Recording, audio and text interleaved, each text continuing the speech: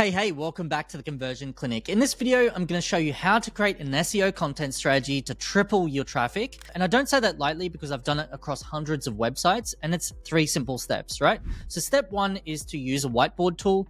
I use ClickUp whiteboards, but you can use Miro or anything like that, simply just to map out all the topic ideas and all that kind of stuff. I use ClickUp whiteboards because it's connected to my tasks, right? So I can automatically create documents and Google Drive folders and everything that I need to get everything up and running in a few simple clicks. Step 2 is to find a premium SEO tool. Do not use Google Keyword Planner. In this tutorial, I'm going to show you how to use Ahrefs to do this process, but you can use Semrush or any kind of SEO tool that allows you to do good keyword research, right? And so step 3 is to map everything together. Okay, so find the ideas and map them in subcategories. Now I'm going to show you how this kind of works. So basically the reason why you use a whiteboard is to understand the relationship between pages around a particular topic. So we might have a topic, and I'll go through the examples, but we might have a topic for employment lawyer or something like that, or employment visas, right? And then I might want to map and separate commercial pages, so pages we sell services on, location pages, like for example, it might be what we sell services on, but it might be for a particular location like Sydney. And then we separate our blog posts around this same topic. So we might have how-to blog posts, why blog posts, what is blog posts, like what is an employment visa, you know, and I've got a blog post dedicated to that.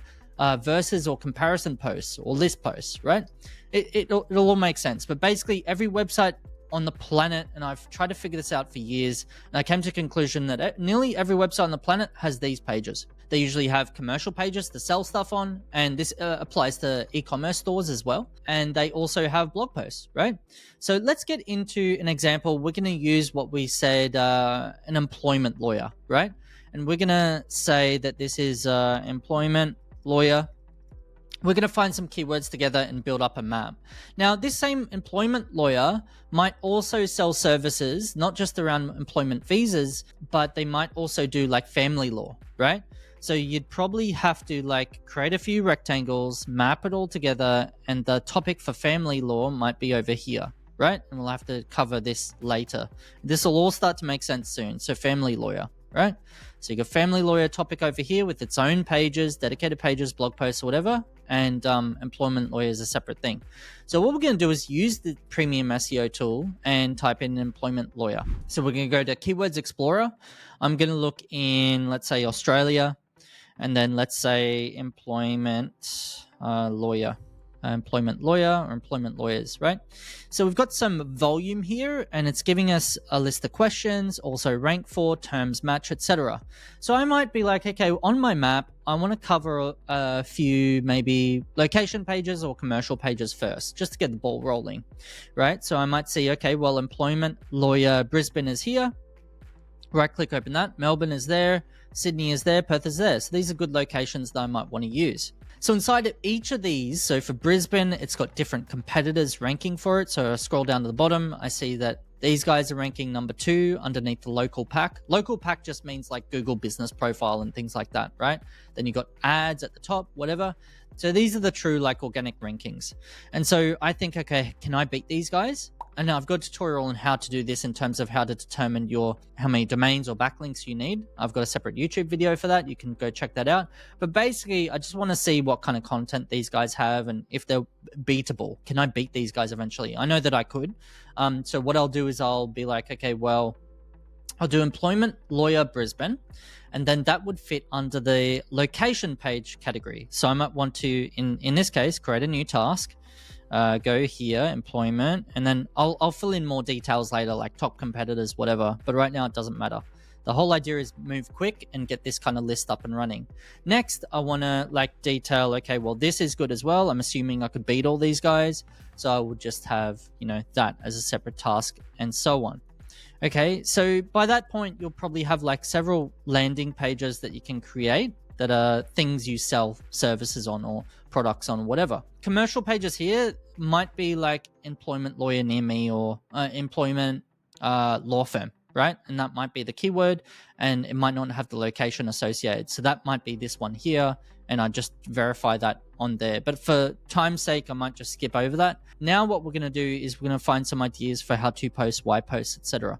And I'll explain how these all map together afterwards. But basically, you'll want to go back to here, for example, employment lawyer. Go back to this main one. I think we're there already. Yep. And we can see questions, right? So you got how, what, all this kind of stuff.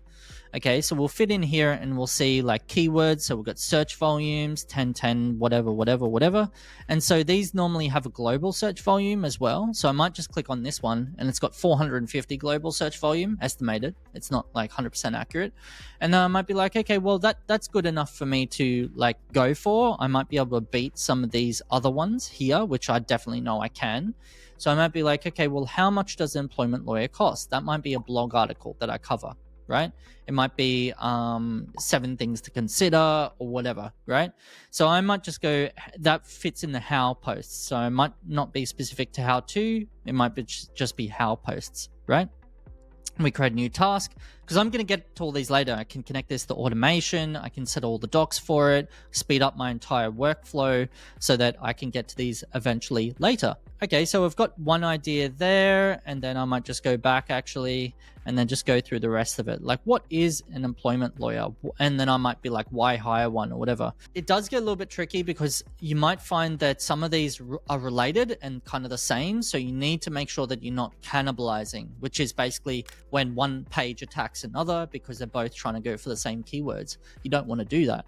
And so basically you want to make sure you've got a designated keyword per page. And that's why you can see I've got the exact keyword here, so that I can understand what pages I'm already going for and what blog posts I'm already going for, so I don't overlap.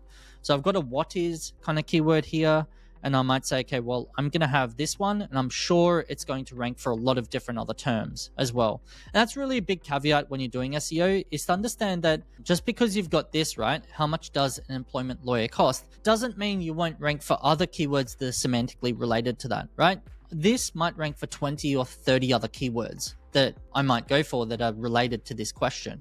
Okay, so just keep that in mind. Just because you're being really stringent with the first focus keyword doesn't mean you're not gonna rank for those other keywords that might be nice to have as well. Okay, so that's something to keep in mind. How to become an employment lawyer, that might be something to put in there. Probably not what the client wants in this case if they're trying to sell their services as an employment lawyer. When to seek an employment lawyer. So when, we don't really have a when topic. It might cover under the whys though. You don't really get a lot of whens, but if you do get a lot of when kind of questions, then you'd probably want to create another subcategory for when type blog posts. So I've already got several ideas here to cover in pages. This one's not a page, that's example. But so I've got 2 landing pages to create. I've got 3 blog posts to create, and that I'm explaining this to you at the same time. These are all pages I can create and go deeper and deeper and deeper. And this is just for employment lawyer. Then I dive deeper into family law, etc. Now, how does this work, right? The idea is you want to use an internal linking strategy. And what I mean by that, it sounds freaking what the heck. It's very simple. All you have to do is I've got this page for Brisbane employment lawyer, and I might write a blog post around this, blog post around these. Let's say I've got them all live. I've created all these pages. They're amazing. They follow the intent. They're really good. Then you'd want to make sure that you're linking between each of these. So this links over here, this links over here, this links over here, and this links to this page, this links to this page, etc. So that's kind of what you do when you're coming up with a strategy, so that they're all linking between each other as much as possible. Why do we do this? Well, basically, we're telling Google the relationship between all these pages. You know, basically saying that, well, hey, if you want to go to a page around the cost, that goes to this page, right? Whatever that is, right? You're using internal links to make sure that you're telling Google bots the relationship between these pages. And vice versa, these pages need to link to each other, and this page needs to link to that one. This page, they all need to be this big spider web, making sure you've got at least one link on this page, for example, that links to this page and this page, etc. Now, it's not always perfect. Sometimes you can't do that. The main thing is you're trying and you're mostly doing it, which then creates that spiderweb effect or this content cluster, which then Google starts to recognize and starts to rank your website higher and higher and higher on the search results. So that's pretty much it. That's literally it. It's not that hard. Well, I should say sometimes it's hard depending on how many backlinks you need and all that kind of stuff, depending on the content or whatever. But this is the concept in a nutshell. So you might cover a lot more pages and posts around this. You might cover hundreds. You might cover 15, 20, whatever it is, enough based on the search results or what people are actually typing into Google. Obviously, don't overlap, don't cannibalize. That's my biggest takeaway here. And that's pretty much everything, guys. I've done this for a lot of different websites, including my own, and you can see that we just jump in page rankings dramatically from doing this.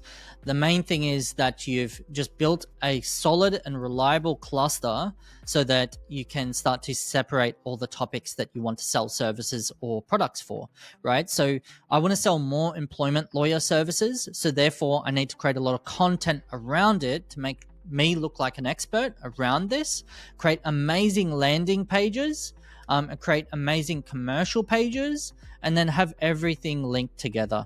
So I hope that was helpful. If you've got any questions, leave them in the comments below. I'm be sure to answer them soon.